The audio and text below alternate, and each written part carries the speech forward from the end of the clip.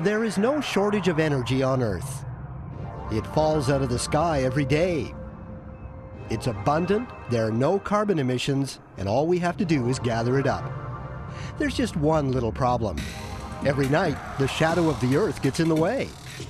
To capture the energy of the sun, we must get out of the shadow.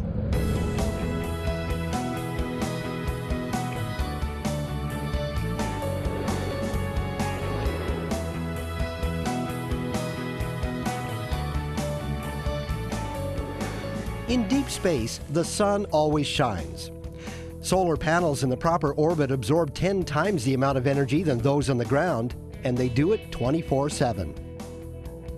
In space, where weight is no problem, gossamer-thin structures can grow like enormous flower petals, many kilometers on a side.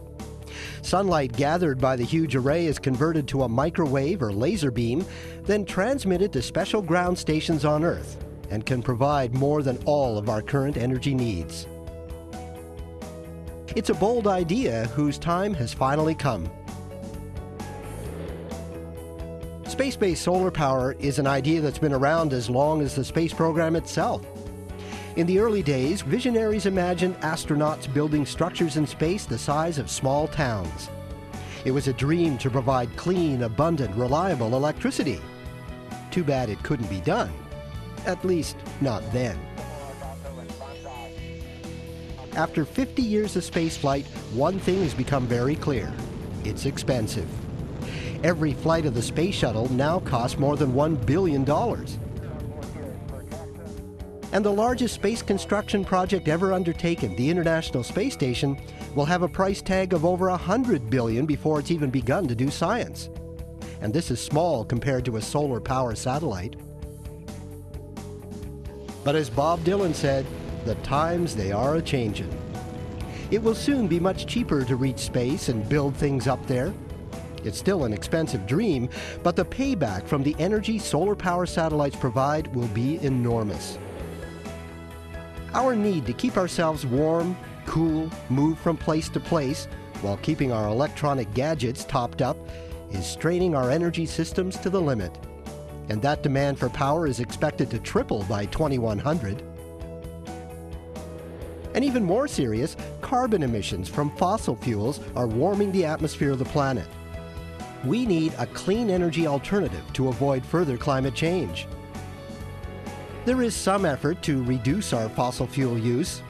Gas tanks are being replaced with electric plugs, but all those batteries in electric cars need to be charged, which will place even further demand on the electric grid. A lot of hope has been placed in conservation, wind, solar, and biofuels, but they're not enough.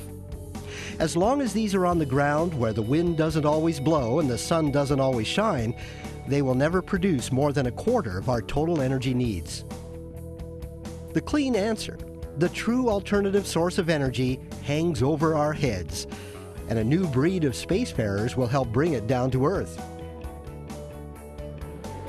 The elements of space-based solar power are now coming together. Private rocket companies are designing unmanned space vehicles at 1/10 the cost of current systems. Thanks to microelectronics and miniaturized motors, structures in space can assemble themselves. Astronauts are no longer necessary for construction. A solar power satellite can virtually build itself. And when it comes to robots, Canada builds the best. Canadarm1 and 2, Dexter, as well as a host of other robotic technologies, will change the way construction work is carried out in space. The scale of this project is greater than any space program in history. Which countries will join together and be the first to move forward in this bold initiative? How will the public be reassured that a microwave or a laser beam shining down from space will be safe? Where will the ground stations be located? What about security? The challenges for space-based solar power are still tremendous, but the benefits to humanity are even greater. The time is now to make solar power from space a reality.